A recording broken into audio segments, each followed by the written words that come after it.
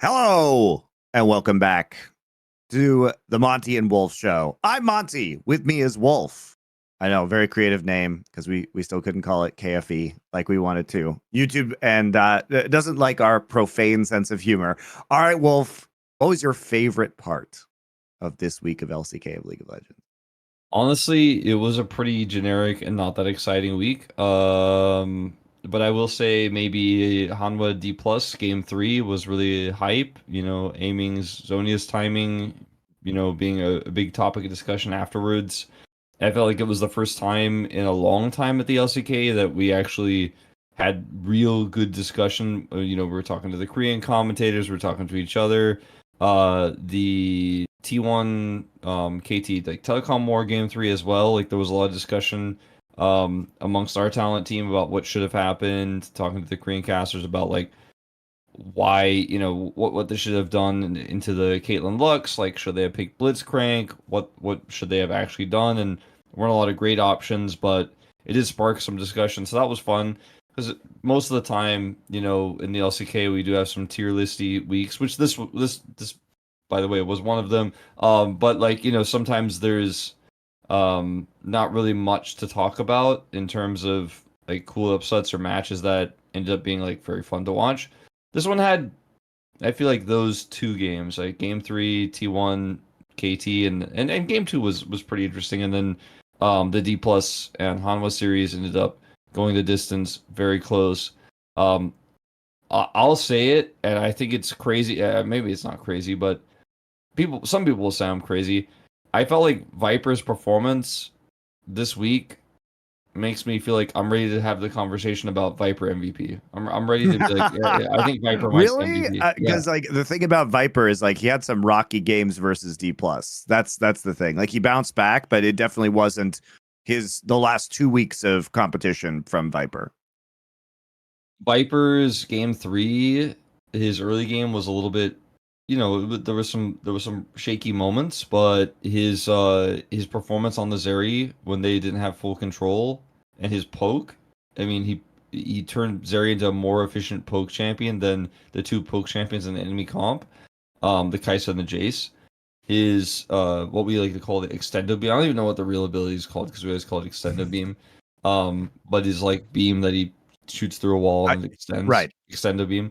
That's what I know it's called. So His ultra usage of shock that. laser. Ultra shock laser. Okay, so his ultra Extendo beam shock, is a better name though. his ultra shock lasers were very good. He was able Whoa. to consistently get Showmaker's his not Banshees but Edge of Night off. And his poke was insane. He did an insane amount of damage in the last few team fights. His positioning was really good. And obviously his last team fight was what won them the game. I guess you could argue. Some people might argue that it wasn't like him who carried that fight, but I think it is actually. Um, it was shocking to me that Zeka got player of the game in that final one. Like I actually, as a caster, I finished the series and then I walked away and then I went to go get like lunch, and while I was getting lunch, I saw like the POG comments in Zeka, and I was actually insanely shocked. Not that he had a bad game, but to me, Viper had a fantastic late game there.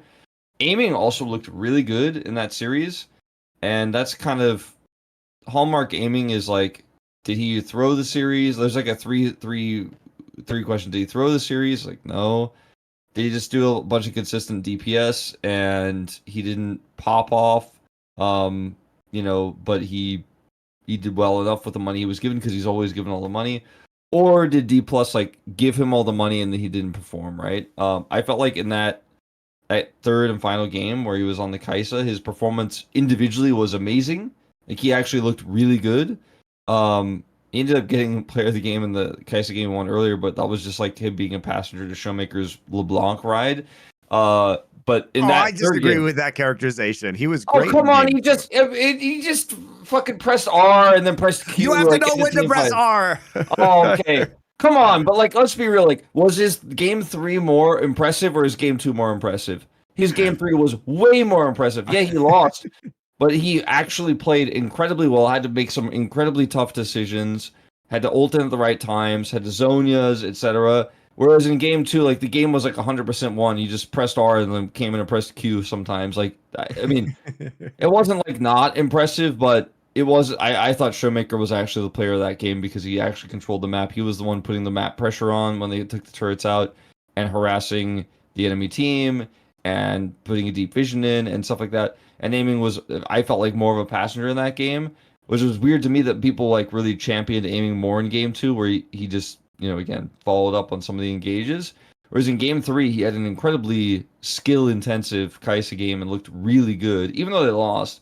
And then there was the blemish at the end with the Zonia's timing, versus Peanut's sapling and stuff. I really don't. That to me is like, it's an incredibly chaotic team fight. If he I doesn't mean, look, Zonia's there, I don't understand why this is even really a scandal, because like if he doesn't Zonia's, then Zeka gets the final auto and blows up the bomb and he dies. And it's just unfortunate, like the Tristana bomb blew up on him after the Zonia's was completed. You know what I mean? Like it's kind of damned if you do, damned if you don't. Yeah, I mean that to me, like a lot of people were. I saw a lot of comments being like, "Oh, he sucks because his Zonia's wrong." I mean, there's some arguments to be made about the Zonia's timing. He's dealing with the Maokai as well, like how that actually should have played out. But in a perfect world, but like I really feel like it's not worth like shitting on him for this. After he had such an incredible game, his Baron fights, for example, trying to deal with this incredibly fed Zeri as well. It was just a really good game. It was honestly probably the best individual game of the season. Um, Really interesting drafts from both teams. Dplus really indexing into the Kai'Sa. I felt like going into the series, Dplus has more draft flexibility, just how they play. The Showmaker playing like stuff like TF and all of the different angles they have. Um, and then they showed that they really just want to put aiming on Kai'Sa, and that's what they're gonna do. Like they're like, actually, we're not flexible. We're gonna do this. But if he played as well as he did, I mean, it's still very solid. And they also have all those other things that they can, lean on and back up on.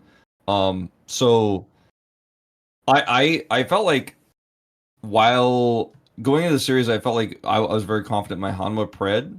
Um, Dplus showcased that I think they could be, when we get to playoffs, like a dark horse team that in a best of five might actually might actually potentially go to the finals. I mean, this was a great series, really insane performance.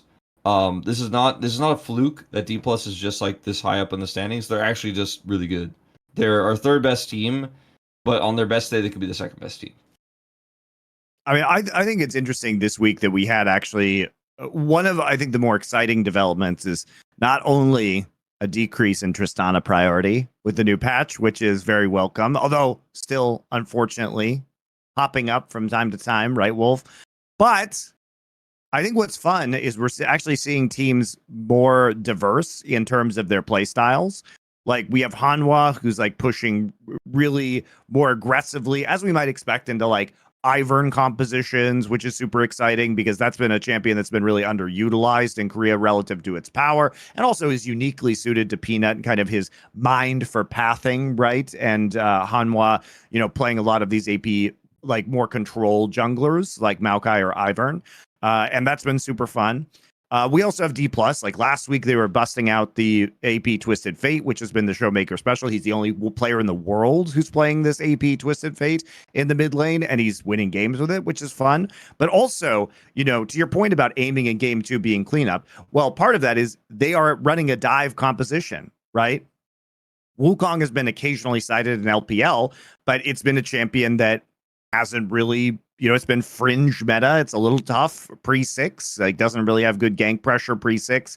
So if is vulnerable to some invades and stuff like that. So if you do a good job keeping him down, it could be a problem. But if you get him to 6, he can just take over the game.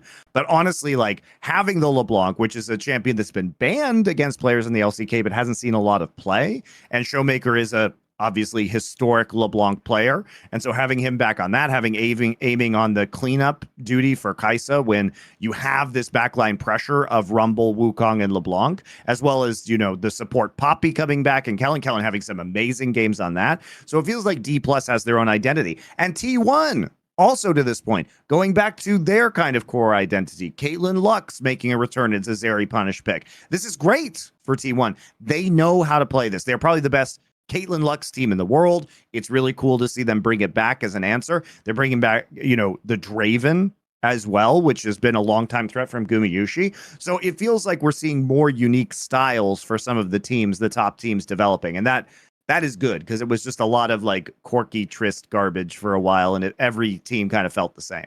Yeah, and even before this week, we saw a lot of teams kind of indexing into their own style.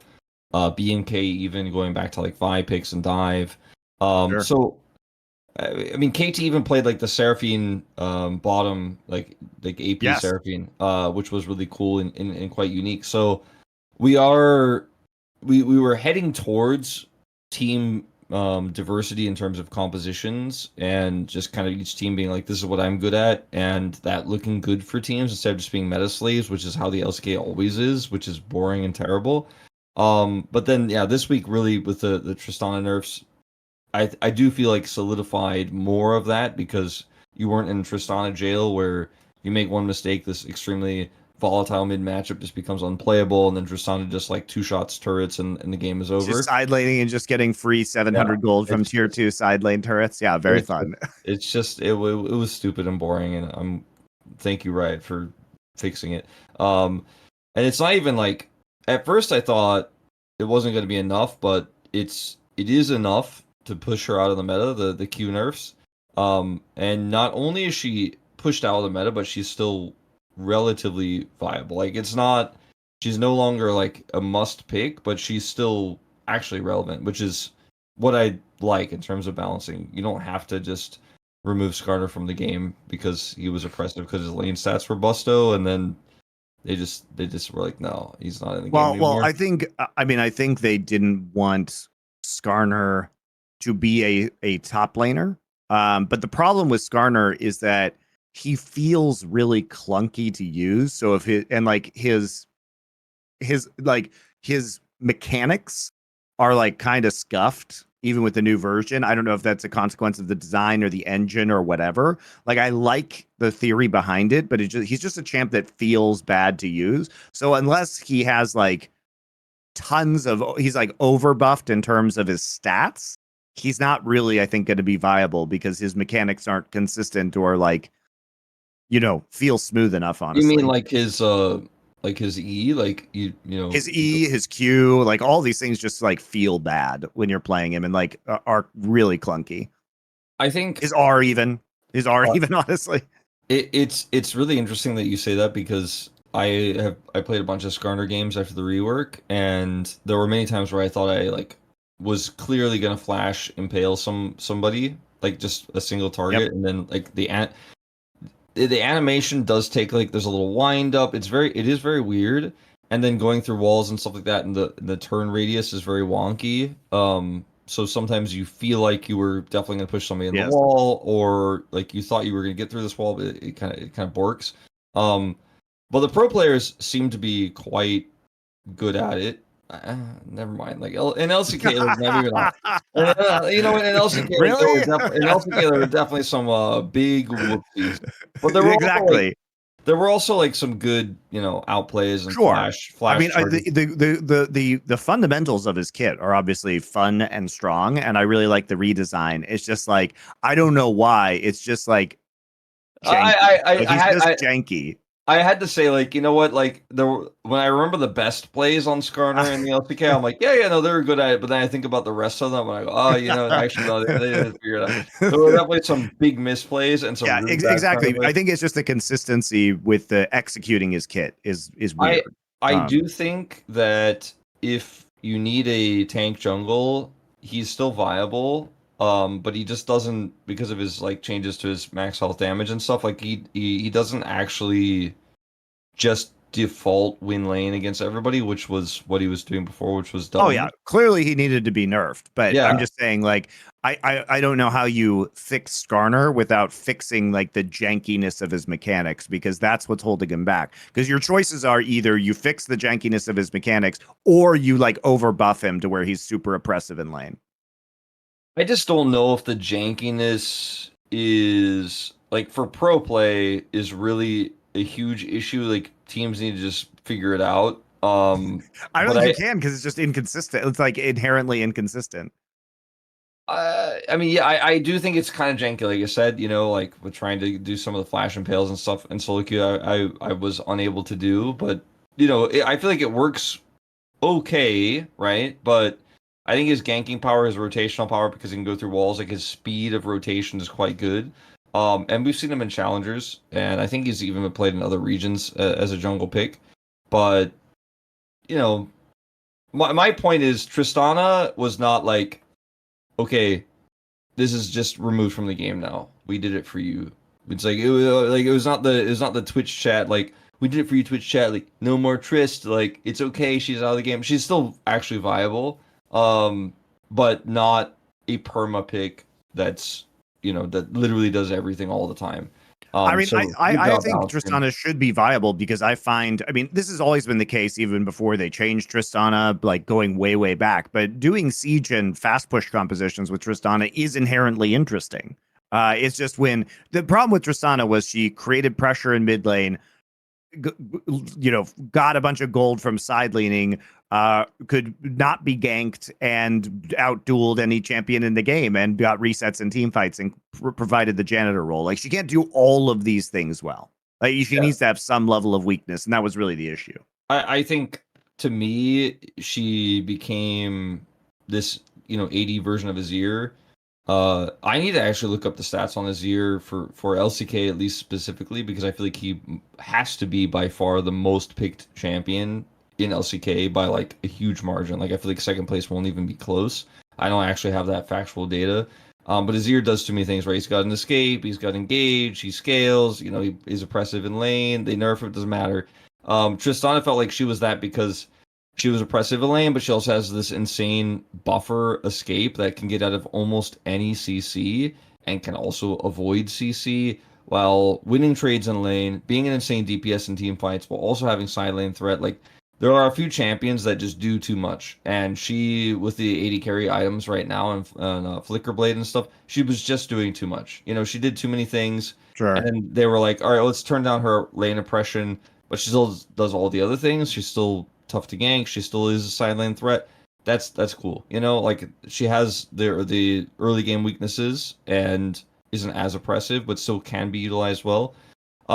Speaking of mid lane picks that are oppressive, the Draven mid that we saw from Chovy was very cool. Sure. He's And been spamming that and Sivir mid and solo queue. It's just a matter of time.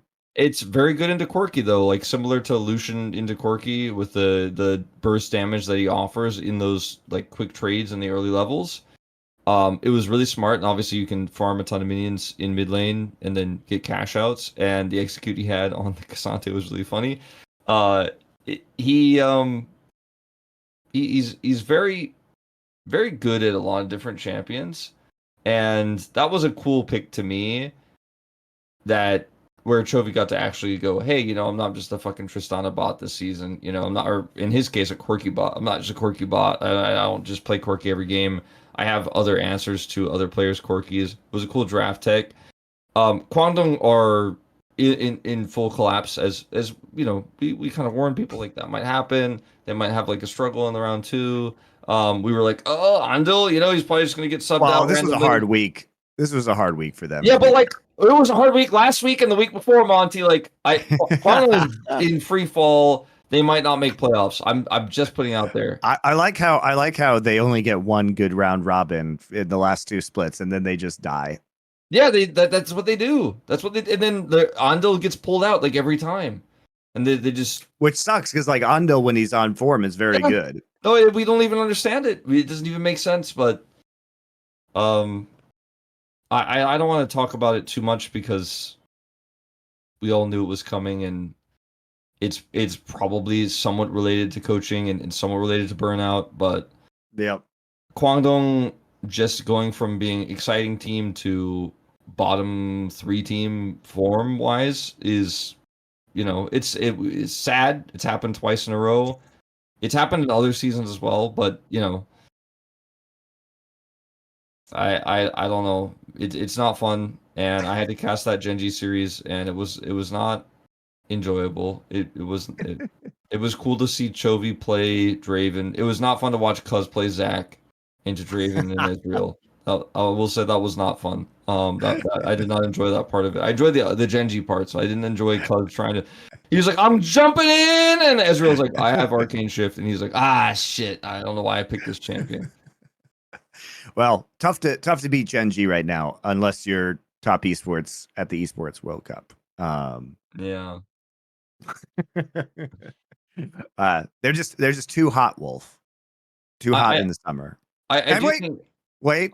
If you're too hot in the summer, you can check out our new sponsor for the Monte and Wolf Show, which is MeUndies. If you're too hot like Gen.G, either in the metaphorical sense where you are very attractive and would like to look more attractive in some very attractive underwear, or if you're just literally hot because it's summer, you can check out MeUndies.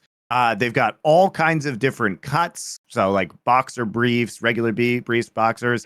And it's all made out of modal, guys, which is a natural fabric that is actually, it's very smooth, very soft, and very breathable. So even better than cotton in many ways.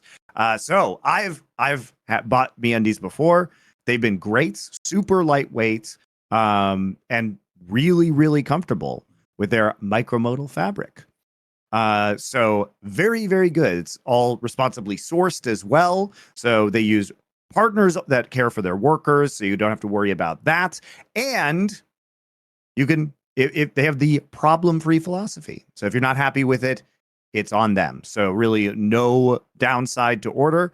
So summer is coming. Be prepared with MeUndies. Get 20% off your first order plus free shipping at MeUndies.com/MonteWolf. That's MeUndies.com/MonteWolf for 20% off plus free shipping. MeUndies, comfort from the outside in. And they are great, guys. I'm waiting for my new pairs to come in right now, but I have bought from them before. So it's an exciting sponsor because it's a product I've previously purchased and enjoyed. So there you go, guys. They also have like 100 different patterns, colors, many different cuts, whatever you want. They probably have. They're making shirts now as well, which are going to be super lightweight for the summertime. So if it's warming up, it's a great choice for you. Now, the real hotness is Gen.G, obviously, breaking records left and right. They've now officially been the first team to qualify for the World Championship because of the format, obviously, meaning that basically the champion of spring, if they also qualify for summer playoffs in LCK, they are now given a world seed. So Gen.G's already there. We're now having to have conversations whether this is the best team of all time in League of Legends. Like, can they Golden Road? We knew this roster was going to be impressive when they put it together. When Canyon, Canyon was joining, we saw Keen joining. The question was, does this team have shot calling without Peanut on it? Right. But it seems like by getting Lehens back and adding Keen, so they pick up a couple of players from KT, and then Canyon, World's MVP. Yes. World champion, two-time world finalist. The answer is yes. And also Chovy, picking up some of the shot calling duties alongside Lehens, which we know from talking to the team. So this team has been really impressive. And outside of the one blemish, which was the Esports World Cup loss, has been on a remarkable kind of domestic winning streak. Game winning streak. It took over a full round robin for them to lose a game. So it's been crazy, the level of dominance that we've seen from this team. It really is. I said it at the beginning of the season on this show a little bit, but on the Pog State as well. Like, the problem is Gen.G's roster that they have because they just put it together and like you said, bringing the hens back, which seemed like kind of a slight downgrade to Delight initially. But when you look at how the lanes are looking and how Pays is playing, I think Lehens' shot calling, because Delay is also an insanely good shot caller, but Lehens' shot calling is different, right? It seems to work well with this team. And the team is just overall upgraded. So, but you look at it and you're like, well, this team is really good. They've peaked. No, they haven't peaked. They're not even close. Like, think about T1's roster and how long they stayed together and how many seasons they played together and how much synergy they built up. Gen.G's like okay, we're just getting started. We're not even close to like what they could look like in 2 years, if they stay together, right? Assuming that the esports economy allows this roster to stay together. After, for example, Worlds run and stuff like that, that's going to happen at the end of the year. But they kind of almost trivialized the LCK. And when T1 had their run and their perfect season and stuff, we were looking at double marksman lanes. That felt very much like, okay, this team is revolutionizing the meta. Faker's playing a lot of different stuff that isn't as meta. He's roaming, and we knew T1's style. Gen.G are doing whatever the fuck they want. They're playing every style. They're fucking around. Like Chovy's playing Draven, and it's a good pick, but only Chovy can do it. Is Zeri mid was also to say his early laning phase was mid would be accurate in terms of the position, but I feel like almost a compliment that he doesn't deserve. But he was able to win it in the end, anyways. Like he got owned by Ziggs, but he pops back. This team is so good that yes, they were challenged briefly by Dplus, but otherwise, it's not even. It was fun at first to watch them dominate teams, and now it's just kind of uninteresting. Like I'm just like, can we skip the Gen.G games? Can we just give them walkovers so we don't have to watch the murder that occurs every time? It does feel like they almost trivialized this league, and that's not to say that the rest of the league is shit or anything like that, because we have Hanwha and Dplus looking really good. T1's looking better this week at least. So maybe they'll make that easier run. opponents, one might say. Yeah. True, that is true, but like maybe that now they've kind of found. They also did almost lose game 1 to DRX. That was a horrible draft, but yeah, we can talk about it more if you want, because I have strong opinions, but don't pick Senna there. But T1 is also on track to do that random late T1 like run to the finals situation. Sure. So it is still interesting to see who will play against Gen.G, but I don't think any team in the LCK will, in a best of 5, defeat them right now. I just don't see it. They have too many different picks they can play. Their current form is amazing. Their read on the meta is amazing. It's a great meta for Canyon. We've talked about all these things, right? But when you watch them play, and they just dunk on Kwangdong, like make Kwangdong, yeah, they're not in form right now, and they're a weaker team for sure. But they're still like a playoffs, potentially a playoffs team, and Gen.G just makes them look like they're like an LCS team or something. Like they don't even belong in the LCK. Like they look like a challengers team. And that's not to say, like, I'm not saying like when I say they trivialize the LCK that I'm like sad about it, it's boring. But it is a little bit like, okay, this team will probably continue to win, right? And they've already won the back to back to back to back, the 4-peat. It's looking like we're going into the 5th in a row. It's looking like this is going to be LCK's best chance of winning back-to-back Worlds titles. And it's kind of hype. I feel like the other weird thing about Gen.G being on top is in Korea, they have a massive fan base, right? It's absolutely huge. And outside of Korea, I think it's still growing, and people are starting to be like, oh, damn, this team is good. But I feel like the fan base, relative to how successful they've been over these last few seasons, I mean, by few, I mean 4. And by 4, I really mean 5. They've won everything. Yeah. By 4, I really mean 5. They don't have, like, an incredibly massive fan base that I think they deserve. Like it's a big fan base. It's because of their performance at international events. Yeah, like I think for people who don't watch LCK, like they're still hyped about T1, right? And it's hard to argue. Like T1 won Worlds, right? They're the reigning world champions. Like objectively, Gen.G hasn't delivered. I mean, you could make an argument also that even though they won MSI, maybe their MSI performance wasn't as dominant as it should have been. You could, yeah. I mean, you could argue that. I do think, I don't know. For me, it's very easy to divorce domestic performances and international performances, because when we're talking about the LCK, it doesn't matter that, like, if a team is insanely dominant, they don't win MSI or they don't win Worlds, T1 loses a best of 5 in the finals by like 1 game. Like that stuff is really, to me, not that important in the grand scheme of talking about the LCK. But when you want to be the dominant team, right? If we're talking about, is Gen.G the greatest of all time? Like, is this record insane? Then yeah, you got to show up in internationals. They did at MSI. They did not at EWC. I mean, and EWC doesn't really matter, so. I mean, it does matter, but it was based on the format and losing and getting upset in one best of three, where the players kind of, from what I've heard, denied Coach Kim's drafting strategy and just said, no, They we were want to play this. cocky from what I've heard Yeah. behind the scenes. Yeah, Not what just I'm from hearing you. is what I'm hearing is like they were like, no, this is a freebie, it's a free win. Yes. And Coach Kim was like, Yep. and then they were like, no, we're gonna draft this and fuck around. And then remember the Lee Sin game where they fucked around? Yeah, they fucked around and they also found out. That's the kind of way you lose one best of three and then get knocked out of the tournament in a single elimination bracket like that. So yes, EWC is not like a long international tournament. It's not a traditional World/MSI format for an international. But yeah, they did fuck it up. That did happen. But on the other hand, like they had a pretty dominant MSI. Anyway, I feel like Gen.G's fan base is still growing, but it's not as big as it should be given their results. You know what I mean? Like I feel like I even said this back like 3-4 years ago when I joined the LCK.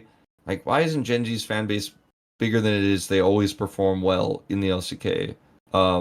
And we're getting there. I think we are getting there. The Western fan base, though, should be higher. And I think it's deserved that they are starting to get recognized. But to say that, like, oh, but they choked at internationals, so, like, we can't like them. I'm like, but this is the second best team in the LCK. And, like, on average, after Dplus became Dplus, like, when they weren't Dom 1 anymore, when they stopped being Dom 1 key, like, they kind of have been for 3+ years the second best team in the LCK. Or sorry, they started as the second best team at worst, and then were the best LCK team. So I'm just saying, like, give this team the props it deserves.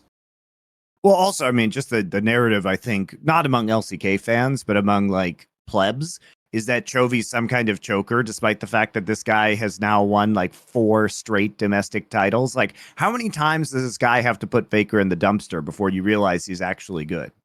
You know what I mean? It's just also, it's frustrating. Chovy hasn't been the problem on this roster since like Worlds 2022. You know, I would not say that Gen.G's international performances were hinging on Chovy having a bad tournament. You know, until like if we count 2023 and this year so far, that hasn't been the case. Like it hasn't been Chovy who is underperforming. Yeah, I mean, if you look back at like Chovy's performances on Hanwha, you know, there's some stuff you can say there, but on Gen.G, it hasn't been his issue. It really hasn't. So Peanut has had some, you know, when he was on Gen.G had some big issues, etc. But Chovy has been very consistent, and I feel like, you know, in the Draven game, right, against Quantum and stuff, like that was very hype and that was very cool. But he has also kind of this season been just very solid, but not. He doesn't have the main character energy. But nobody on Gen.G does, except Canyon, I guess you can say, because everyone's just winning their lanes, and then Canyon's like, "Oh, sick! I have winning lanes. I can do whatever I want." It's been very cool to watch that. But I was going into the season starting to like kind of like hype up the idea that maybe Chovy is the bonjwa, like he's better than everybody else. Like he is by far the best player in the LCK. But then you look at his team and his roster, and it really takes the argument away because you're like, well, how much better is he than his own teammates? Like how much? No, but seriously, how much better is he than his own teammates? Like how much better is he than Canyon? You know, how much more of an impact has he had this season than Canyon? And that's like actually what took it back to me. Is he the best mid laner? Sure, but that's not what defines being a bonjwa, right? Look, I think that he has been playing meta, and while it's less impressive because like everybody was playing Trist, you know, Trist, Corki, Yone, he was good at these champions yeah, before. He wasn't playing Trist though, like because everyone he was first picking Corki. Yeah, everyone was banning Trist against him, so he didn't. But I mean, like this. Let me flip this on you. Like last split was about enabling Chovy by playing Maokai Sejuani for Canyon every game, and this split is about enabling Canyon. And that's fine. Like they're a good team that has a lot of options and they can kind of lean into what's strong in the meta. And the players are fucking doing their jobs, right? That doesn't make Chovy not a bonjwa because he's doing the things that should be done to optimize his team's performance. Yeah, but I think it's less clear that he is the best player in the LCK. I think there's still an argument to be made that he is the best player in the LCK, But I felt like in spring, it was very clearly he is by far the big, like, no one has any doubts about who's MVP, it's him, etc. This season, All right, you know, let's have the MVP check. Because yeah, you're like, I think it's interesting because here's the problem, Wolf, is that you're going to fight an uphill battle against the actual Korean voters in LCK. oh Because yeah, yeah. what they do is they think the best team has all the 5 best players when it's not maybe the best team of all time. So when it might be the best team in the history of League of Legends, here's how I promise you it's going to go. First team All Pro is just Gen.G. It was never more. It happens anyway, Wolf, but it was never more likely than it is right fucking now. Right now, though, I feel like it probably is Gen.G All Pro plus Viper instead of Pays. For me, right? I mean, I love that take personally, but I just know that's not how it's going to go. I mean, that's probably what I mean, I think your take is accurate because that's how Korean voters vote. But I for me, like, it is probably Gen.G plus Viper. And then in terms of MVP, I think there are 3 clear candidates, right? Canyon, Chovy, Viper. And in this, we'll see how the season ends, right? Because I'm not saying this is who I'm going to vote for at the end, because sometimes I'll say something like this in week 6, like on this show. So, like, but Wolf said he was going to fucking do this. And I'm like, oh yeah, but then time passed and things changed. Wow. But back then he said that, but then his opinion changed and I hate that. So right now, in this 80 carry meta that has double 80 carry and Ezreal being, big dick damage, it's insane, fucking insane ratios on the Qs. Everyone's abusing Ezreal, but Viper is abusing it the best. His numbers are fucking insane. He's also abusing Zeri and Kaisa the best, probably. He's fucking popping off. Hanwha is winning games because he's so good at that. That to me, versus Chovy being like, yeah, I played some weird picks and like I had fun with Raven against Kwangdong Freaks. Like, that's not bad or anything like that, but I feel like he's somewhat overshadowed on his team by Canyon in this meta. And then Canyon is also having a fucking fantastic season, right? Where it's AP jungle meta, it's carry jungle meta. And he's also then playing sometimes tank junglers and playing Sejuani, and it's boring, but it's required, and he's doing it. But he's by far and above the best Italy player. I think the real conversation is between Canyon and Viper. And again, it's not to say that Chovy's having a bad season, but he's not, because his team is so good and everybody's winning. It doesn't feel like he's the most valuable player on his team to me. Like, I feel like Canyon is above him, and then I would put Viper in terms of the weight that he has on his roster, most valuable player for his roster, and how well he's doing in this meta, above them. Like, I think Viper is my MVP candidate right now. We'll see what changes in the next few weeks because we don't vote until the end of the regular season, and there's some time for Viper to mess it up, or for the meta to change and then Chovy become the main character again, or Canyon has a rough time at the end of the season. I don't think it's going to happen, but those are to me the considerations. I don't think anyone else on any team is in the conversation. Like, am I crazy? Like, is Delight like MVP? I don't think so. No. I think that what's interesting about this conversation is that here's my take on all of this. Chovy is the best player in the LCK. Does that make him the most valuable player? Because that's the question. Like, it's not best player. The thing is that the meta up until this point has made Chovy, even though he's the best player, less valuable, because the way that drafts were working out was that basically mid lane was so stupid that the difference between him and the next best mid laner, that gap was narrowed by the meta.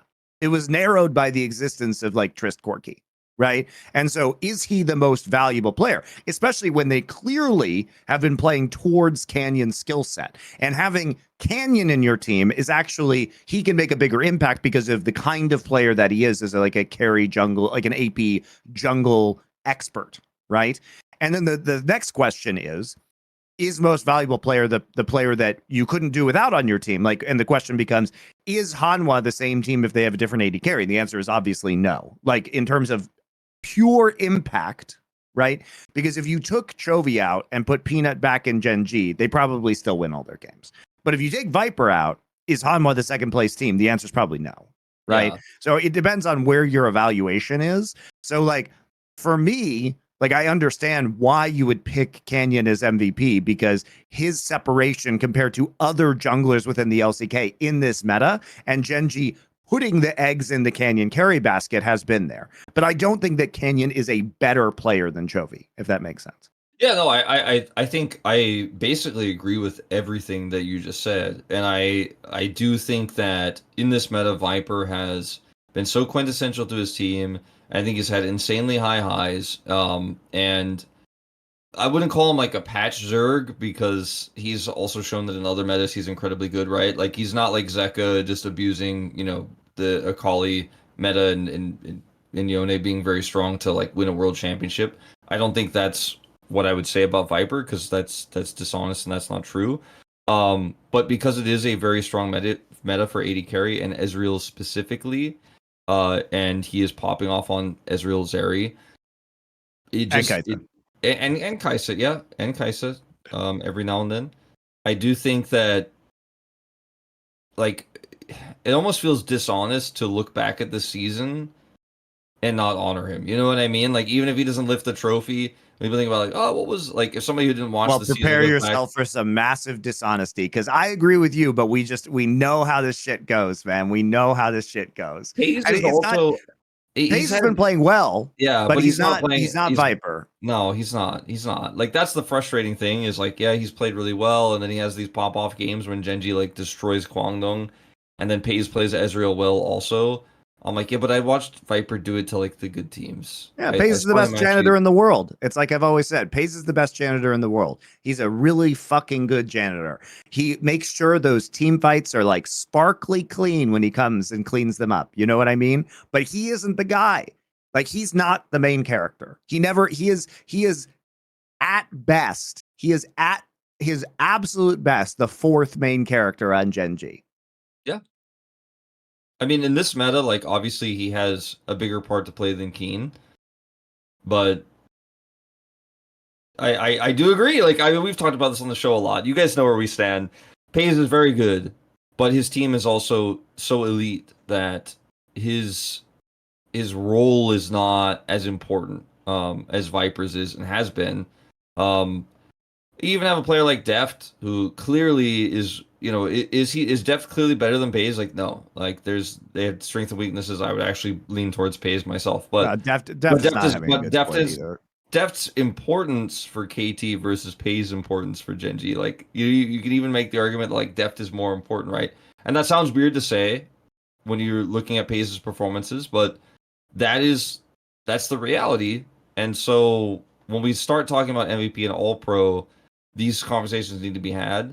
And hopefully somebody will take our conversation here and post it on like FM Korea, and then maybe the Korean community will get a more nuanced take early. I'm not holding my breath on this, but I do feel like right now I'm very confident to say that my front runner for MVP is Viper, because of how important and how valuable he's been for his team and his individual performances. I think his peaks in this AD carry meta have been better than any other AD carry. I agree with that. And he also has to carry the games. The thing about Pays is, like, I hate to say it, guys, but historically, when like the rest of Gen.G over the past couple of years have been down and Pays has been up, he doesn't carry the game. He doesn't do it. That's the thing, is like, Pays lives and dies by how the rest of his teams does. He's not the dude who's like takes the game into his own hands, is the only lane that's winning or the only player that's up, and then just like pulls off a miracle. He doesn't do that. Viper will do that. He did have that game, I think it was against Quantum, where he played Jhin and had like over 1,000 DPM, which is super rare on Jhin. He's a very good player, Wolf. He's just not the main character. Yeah, but everyone's like, "Oh, Pays is so good." I'm like, yeah, but they stomped so hard that he got 1,000 DPM on Jhin. Like, he will, if he's set up for success, he will do it. If you serve him like a really weak setup, he will smash it. Like, if you set him in volleyball, he's gonna spike it, right? Like, he will do it. But on his own, he isn't as strong, and that's okay. Like, it doesn't mean he's a bad player. And like, he's a good fit for the rest of Gen.G. I just don't want to hear about him being first team All Pro. That's just what I don't want to hear. Yeah. He can be second or third team All Pro. Like, he does his job. You know, it's the same thing with Keen. I fucking love Keen. Keen is my favorite player. That doesn't mean that Keen isn't a handyman fixer. You know what I mean? Like, he just does his fucking job, and if you have a problem, he's versatile enough to come to your house and like do the thing you need to have done. I love that about Keen, but he isn't the flashy guy. That's just true. I still love Keen. He's still my favorite, guys. You can still love Pays, but we have to be honest about what Pays is compared to Viper. Yeah. Viper has the experience advantage. Like he's just way more experienced than Pays. Maybe one day, like in 2 or 3 years, we'll be talking about how Pays is like actually holding up some other team, or like, God, Pays is so good, and like he's carrying KT Rolster because he's their AD carry in 3 years and whatever, because Gen.G couldn't afford him, and it is what it is. But right now he's not that guy, and because his team is so good, like his opportunities to be that guy are actually less. Yeah, Like, and like, it's not even against. It's nothing against him. It's just that's how it is. As far as the MVP conversation goes, I mean, look at how much Viper has separated himself from the rest of the pack of ADCs, like within this league. Like Guma, bit of a struggle, and sure, part of that's been carry, part of that's been the meta. Guma is not a good Ezreal, Kai'Sa, or Zeri player. He's none of these things. He's a fucking terrible Kai'Sa player, in fact. And like it's gotten to the point where T1 just has to ban Ezreal because they realize that they're not good at it. Right. The meta hasn't been kind in many ways to T1. They're figuring it out. Love the Caitlyn Lux pivot against Zeri. That was super cool. That was very fun. But it's not Guma. All right. So let's talk about aiming. Now, aiming is kind of, the main character of Dplus in terms of gold. He is very high economy. He has amazing games, but he also can just totally run it down with a lead. And he's the reason why they didn't beat Gen.G. So I mean, like let's be honest. Like he was the reason why it was potentially going to be the reason why they beat Gen.G, and then he arcane shift forward and they lost that team fight and they didn't beat Gen.G. Yep, that's true. So, he gives and takes, and like aiming's a very good player, but you just have to understand that he's going to win you some games and he's going to lose you some games because he turns his brain off. And so he's not as good as Viper, right? And who else are we really talking about here? That's it, basically, when it comes to the top of the table. Yeah. Like Deft has been really inconsistent. That is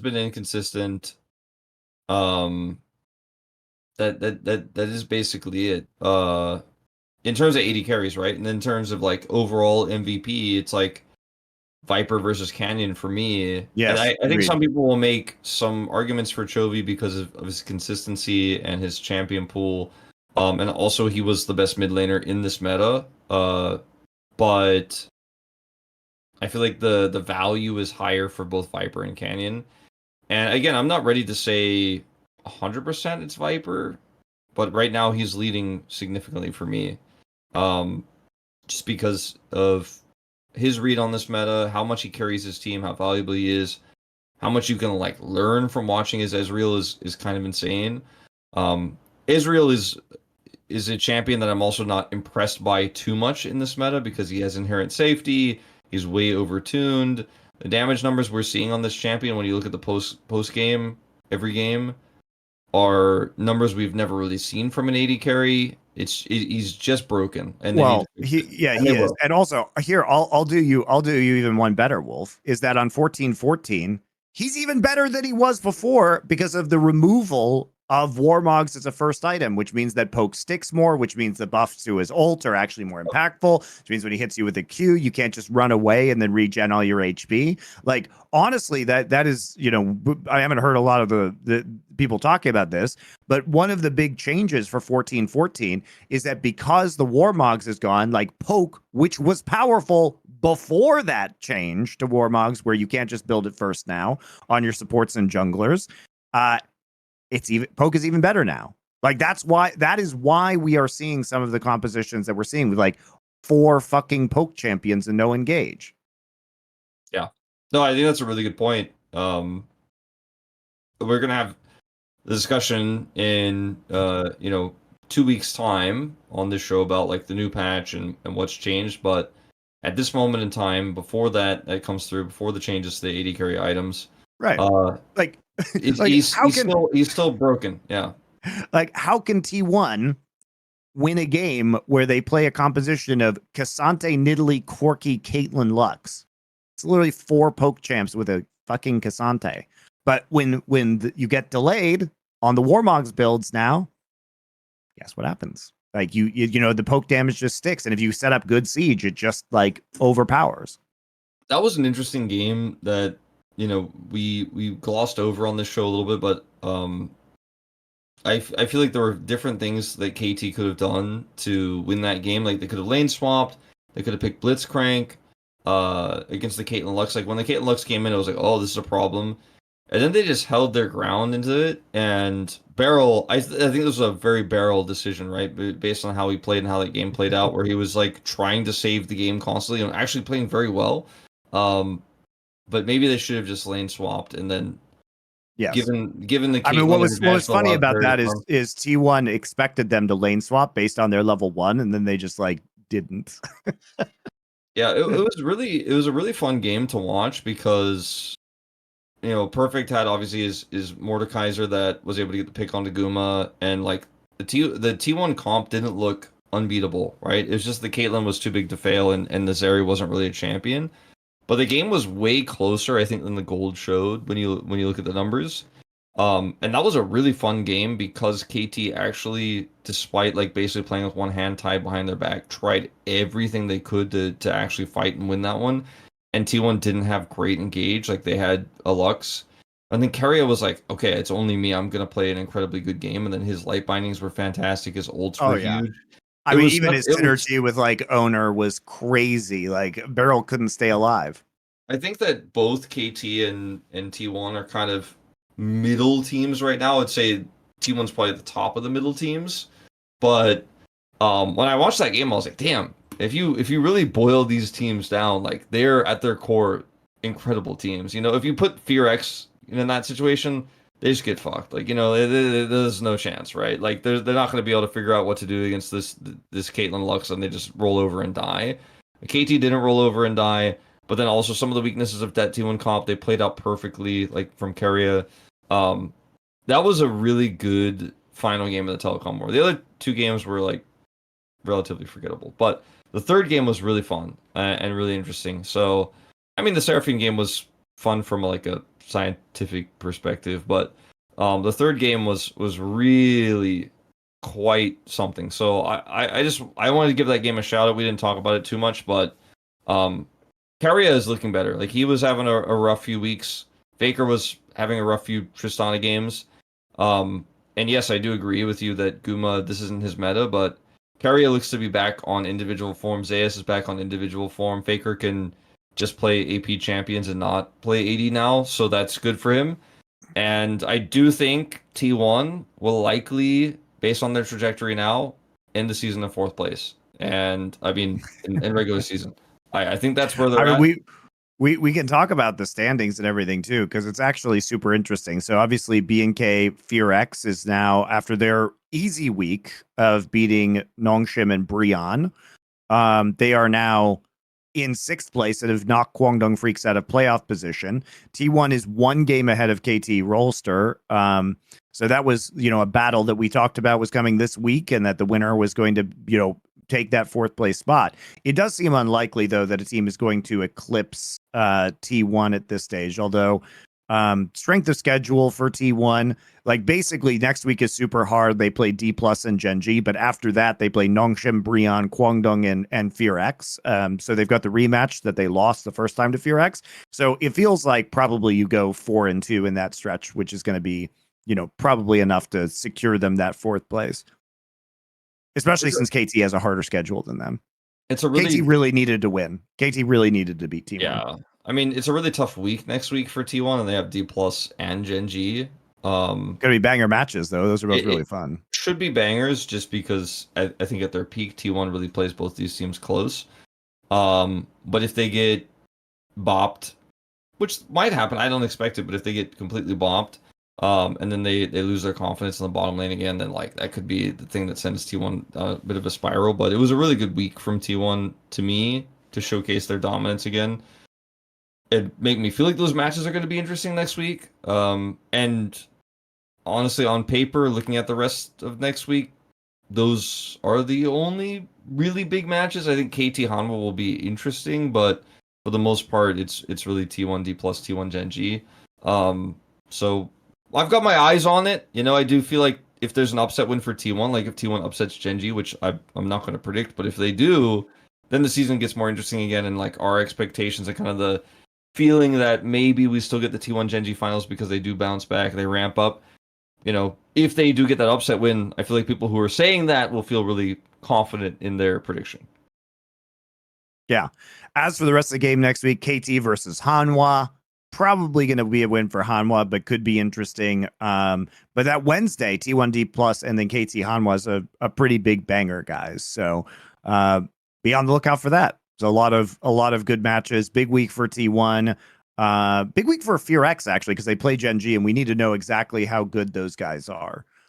So possibility of them maybe even stealing a game there, potentially. We'll check back with FearX, right? Any other matches you're excited about, Wolf? Kwangdong Dplus on Friday is. I'm always looking for opportunities for Kwangdong to stop the death spiral. How about Kwangdong Nongshim? Does Nongshim beat them? Serious question. I'm gonna say no. I'm gonna say no. I feel like that should be at worst case scenario where Kwangdong stop the loss streak, but I mean, I guess it is theoretically possible if Kwangdong has terrible drafts, which they have had a lot of recently. I guess it is technically possible they could lose, but I wouldn't predict it. Um, I'd be more, if you're a Kwangdong fan, looking at that Dplus series, saying like, all right, what angles do we have? Like, can we actually maybe take a game? Is this a winnable series? Because I think it is, if they play at their best, a winnable series with good drafting. But good drafting is hard to come by for CV Max these days. And I hate to say it because I've really enjoyed a lot of CV Max's drafting over the last few years. He's overcooking it. He's burning it right What now. what I used to say was, okay, CV Max, you got a good draft, but you got a bad roster, so you know, good try, but like the players couldn't do it. And now I'm like, you got some pretty good players, and they've showcased their skills, but you're giving them nothing to work with here. So, you know, I've really like this season, I've really flipped on that one in a big way. So, All right, guys, we'll be back next week with more LCK discussion here on the Monte and Wolf Show. Check out MeUndies. Thanks to them for sponsoring us again. Best way to support us is to support our sponsors. Thank you very much. We'll see you next week.